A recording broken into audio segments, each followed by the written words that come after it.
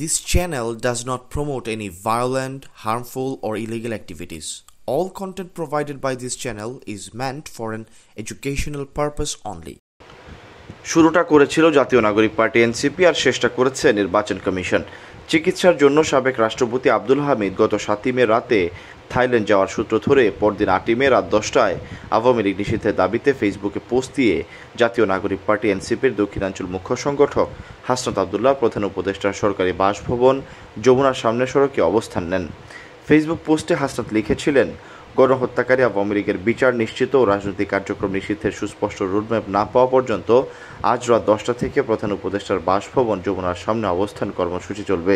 যার এজেন্ডায় গণহত্যাকারী আওয়ামী লীগ নিষিদ্ধের সুস্পষ্ট বয়ান নেই, তার সাথে আমরা নেই। রাত 1টার দিকে এনসিপির আহ্বায়ক নাহিদ ইসলাম ও সদস্য সচিব আক্তার হোসেনের নেতৃত্বে দলটির কেন্দ্রীয় নেতাদের একটি মিছিল যমুনার সামনে অবস্থান কর্মসূচিতে যোগ দেয়। পরদিন জামাত ইসলামের সহযোগী ছাত্র সংগঠন ইসলামী ছাত্র শিবির, চরমোনাই পীরের দল, ইসলামী আন্দোলন বাংলাদেশ, অরাজনৈতিক সংগঠন হেফাজতে ইসলাম, বৈষম্য বিরোধী আন্দোলনে অংশগ্রহণকারীরা সহ বিভিন্ন ছাত্র সংগঠনের নেতাকর্মীরা যোগ দেয়।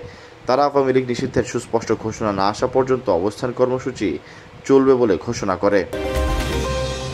এ অবস্থায় 10 মে রাতে ডক্টর মোহাম্মদ ইউনূসের সভাপতিত্বে অন্তর্বর্তীকালীন সরকারের উপদেষ্টা পরিষদের এক জরুরি সভায় বাংলাদেশ আওয়ামী লীগের সব অঙ্গ সংগঠন, সহযোগী সংগঠন ও ভ্রাতৃপ্রতিম সংগঠনের নেতাকর্মীদের আন্তর্জাতিক অপরাধ ট্রাইব্যুনালে বিচার কার্য সম্পন্ন না হওয়া পর্যন্ত তাদের যাবতীয় কার্যক্রম নিষিদ্ধ করার সিদ্ধান্ত নেওয়া হয়।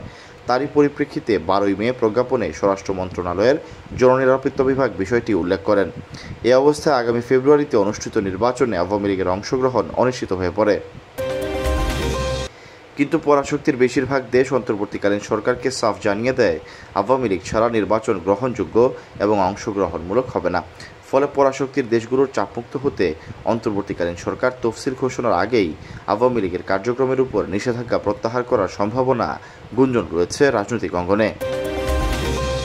কিন্তু এরই মধ্যে নির্বাচন কমিশন বাংলাদেশের রাজনীতিতে আওয়ামী লীগকে অপ্রাসঙ্গিক করার নীলনকশা প্রস্তুত করেছে। তারই অংশ হিসেবে কমিশন আদালত ঘোষিত ফেরারি আসামিকে ভোটে অযোগ্য রাখার সুপারিশ করে গণপ্রতিনিধিত্ব আদেশ সংশোধনের প্রস্তাব অনুমোদনের জন্য আইন মন্ত্রণালয়ে পাঠিয়েছে। এছাড়া অনলাইনেও তার মনোনয়নপত্র দাখিলের সুযোগ বন্ধ রাখা হয়েছে। বুধবার দুপুরে রাজধানীর আগারগাঁওয়ে নির্বাচন ভবনে এক ব্রিফিংয়ে নির্বাচন কমিশনার সাবেক ব্রিগেডিয়ার জেনারেল আবুল ফজল মোহাম্মদ সানাউল্লাহ এই তথ্য জানিয়েছেন। নির্বাচন কমিশনের এই প্রস্তাব অনুমোদন পেলে 5 আগস্টের গণঅভ্যুত্থানে পতিত আওয়ামী লীগের পলাতক নেতারা ত্রয়োদশ জাতীয় সংসদ নির্বাচনে প্রতিদ্বন্দ্বিতা করতে পারবেন না। প্রসঙ্গত 5 আগস্টের গণঅভ্যুত্থানের পর ক্ষমতাচ্যুত সাবেক প্রধানমন্ত্রী ও আওয়ামী লীগ সভাপতি শেখ হাসিনা সহ সাবেক মন্ত্রী, এমপি ও নেতারা দেশ ছেড়েছেন, অনেকেই পালিয়ে আছেন। এ অবস্থায় আন্তর্জাতিক অপরাধ ট্রাইব্যুনালে জুলাই গণহত্যার অভিযোগে তাদের বিচার চলছে। অনেকের পলাতক ঘোষণা করে বিজ্ঞপ্তি জারি করেছে আন্তর্জাতিক অপরাধ ট্রাইব্যুনাল। সংশ্লিষ্ট সূত্র জানিয়েছে, এর আগে সংস্কার কমিশন এমন বিধান রাখার প্রস্তাব করেছিল। ইসি এর বিরোধিতা করে মার্চে ঐকমত্য কমিশনের চিঠি পাঠিয়ে বলেছিল, এমন বিধান করা হলে তা অসৎ উদ্দেশ্যে ব্যবহার করা হতে পারে। তবে এখন সেই প্রস্তাব আরপিওতে যুক্ত করার কথা বলেছে ইসি। আরপিওর সংশোধন প্রস্তাবটি আইন মন্ত্রণালয়ে ভেটিং হলে সরকার অনুমোদনের জন্য তা উপদেষ্টা পরিষদের সভায় উত্থাপন হবে। সেই ধাপ পেরিয়ে রাষ্ট্রপতি সংশোধনের অধ্যাদেশ জারি করবেন।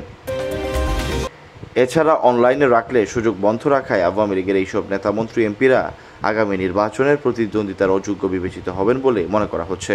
প্রশ্ন উঠেছে, কার স্বার্থে এমন আরপিও সংশোধনী করতে যাচ্ছে নির্বাচন কমিশন?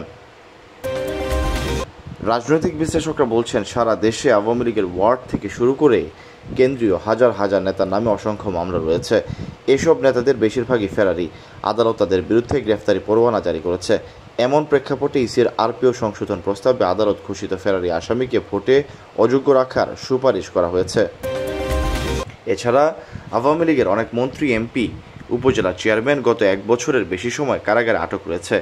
তারাও যেন নির্বাচনে অংশ নিতে না পারে, সে কারণে অনলাইনে মনোনয়নপত্র দাখিল করার বিধান রাখা হচ্ছে না।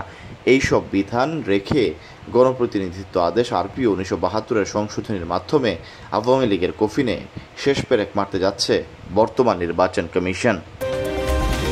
Syed Sakib, BNA news 24।